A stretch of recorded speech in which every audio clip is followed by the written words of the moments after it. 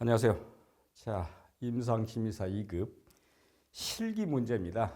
실기 문제는 대부분 이제 기출 문제를 가지고 자, 이러이러한 유형이 나온다라고 하니까 이 실기 문제에서는 제가 여러분들에게 안내하는 것으로 안내하고 이렇게 답을 이렇게 작성하자. 물론 이제 단답형이 있을 수 있고 또는 이제 기술형이 있을 수 있습니다. 근데 문제는 모든 공부가 다 그러겠습니다만은 외워야 됩니다. 자기가 지금까지 공부했던 것을 외워서 거기에 맞게끔 답을 작성하는 것이에요. 쉽지는 않습니다. 이 실기 문제가. 그래서 실기 문제는 기초 심리평가, 기초 심리 상담, 심리 치료, 그리고 자문, 교육, 심리 재활 이렇게 구성되어 있어요. 그러니까 여러분들이 이제 1차의 필기를 합격하고 2차 실기로 넘어가는 과정에서 어떻게 답을 작성할 것이냐라는 것인데 그 작성하는 요령 또 작성하는 그 내용들을 제가 소개를 해 주겠습니다. 그럼 여러분들이 이제 그걸 참고로 하여 실제 작성하면 됩니다. 자, 먼저 기초 심리 평가입니다. 자, 이런 문제 나왔죠. 심리 평가의 목적을 크게 세 가지로 구분하세요 라고 되어 있습니다. 왜 심리평가는 왜 하냐? 목적도 우리 이미 익히 교재에 다 나와 있는 것인데 일단은 세 가지로 구분해라. 그럼 내담자의 증상에 대한 임상적 진단을 명확한 임상적 진단. 그 사람을 어떻게 해서 미리 알 것이냐 진단하는 것이고 두 번째 내담자의 성격, 인지, 정서 등에 대한 문제 정도를 평가한다. 평가 목적이니까. 세 번째 내담자에게 적합한 심리치료 유형, 전략, 효과를 평가한다. 물론 이것도 이제 정확하게 지금 우리 여러분들 정답이 나와 있는 해설이 정답이겠습니다만은 정확하게 비슷하게 가면 되는 것이에요. 물론 여기에 그대로 이걸 그대로 옮기는 것은 아니겠지만 그러려면 어떻게 되겠습니까? 여러분 나름대로 공부를 해야 돼요. 그것이 그런 맥락이고. 또 두 번째는 뭡니까? 심리평가의 심리검사를 시행하는 주요 목적 5가지. 자, 먼저 심리평가 목적 3가지를 써라. 또 그 다음에는 심리평가 심리검사 시행하는 주요 목적이다. 거의 비슷한 내용인데 같은 맥락이에요. 그래서 첫 번째 내담자의 표면적으로 드러나지 않은 문제 확인과 진단. 겉으로 드러나지 않는 것. 또 이제 문제 증상이나 행동의 심각성을 파악. 특히 문제 증상이나 행동의 심각성을 파악한다. 그건 꼭 제대로 들어가야 됩니다. 세 번째는 변별 진단. 네 번째, 특수한 영역에서 기능을 평가한다. 다섯 번째, 성격적인 측면이나 전반적인 기능 수준을 평가한다. 이게 결국은 심리평가, 심리검사를 시행하는 주요 목적이다라고 보면 돼요.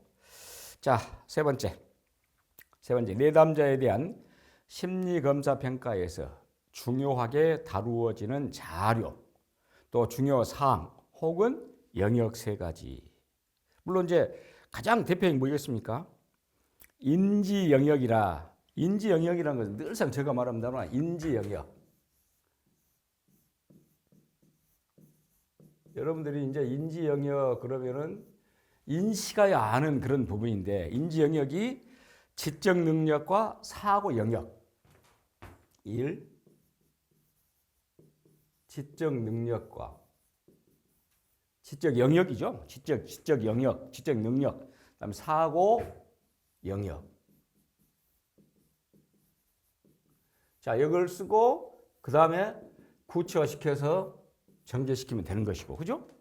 그다음에 성격 및 정서 영역. 이제 인지 영역이고 성격 정서. 성격 및 정서 영역. 자, 이것도 필요하고 영역이니까 지금 영역을 써야 되니까. 그다음에 세 번째는 대인관계, 사람과 사람 관계. 자, 이런 부분을 작성하면 되는 것입니다. 그러니까 지금 우리가 여기에 나와 있는 2차 실기는 어떠하든지 간에 일단 여러분들은 암기를 해야 돼요. 기존 이론 내용을 암기해서 그걸 옮길 수 있는 능력을 보여야 되는 것이다 라고 말합니다. 그다음에 네 번째는 심리평가를 위한 자료 원중 면담, 행동 관찰과 비교한 심리검사의 3가지 장점. 장점, 좋은 점.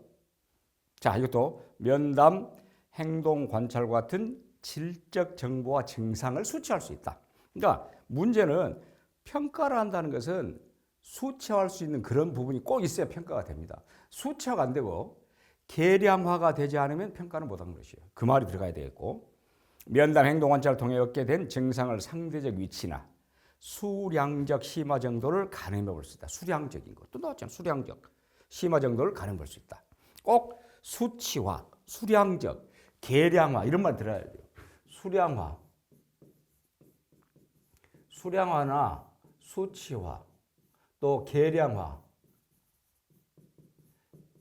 이게 들어가야 됩니다. 이게 들어가야 정확성을 기한 것이니까 이 말 자체가 면담, 행동 관찰을 통해 얻을 수 없는 다양한 심층적, 무의식적 영향과 내용들에 의하여 세세한 정보를 얻을 수 있다. 이런 부분.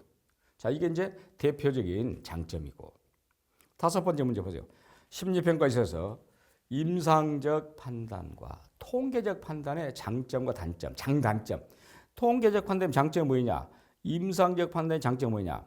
특히 여러분 통계적 판단의 가장 큰 장점은 뭐겠습니까? 또다시 나오지만 모호한 걸 구체적으로 수치화시킬 수 있다. 꼭 들어가야 되겠죠. 모호한 개념을 구체적으로 정의함으로써 통계적 공식에 따른 구체적인 예측이 가능하다. 그러니까 모호한 개념을 구체화한다. 그 말이 꼭 들어가야 돼요. 객관적으로 도출된 공식, 명확한 증거, 회귀 분석 등을 통해 임상적 판단을 극복한다. 물론 단점이 있어요. 인간의 여러분 내면을 수량한다는 건 쉽지 않잖아요. 특히 질적인 부분을 수치한다면 굉장히 어려운 것입니다. 단점. 내면 특성을 수치하는 것 똑같은 말 나왔지만은 그런 어떤 거부감이랄지 그런 문제가 있기 때문에. 자, 임상적 판단을 보세요. 장점은 통계적 판단이 어려운 경우에도 접근할 수 있고, 통계 안 돼도, 그러니까 통계적 판단을 같은 게 반대 개념으로 보면 되는 것이에요. 광범위한 정보를 토대로 보다 정확성 있는 판단할 수 있다. 단점은 신뢰도 결여. 왜? 객관화가 안 되니까. 검사제 주관이 개입될 수 있고 이런 임상적. 그러니까 통계적 판단과 임상적 판단은 반대 개념으로 가는 것이다. 라고 보면 되는 것입니다. 그다음에 자, 빨리빨리 가겠습니다. 여섯 번째. 초기 면담 과정에 포함돼야 할 내담자에 대한 행동 관찰 다섯 가지. 이건 정확하게 나와 있죠. 내담자의 말과 표현, 신체 동작 및 면담 태도, 용모, 외모, 정서의 반응, 이해력과 의사소통력. 이건 아예 딱 고정돼 있으니까 보고.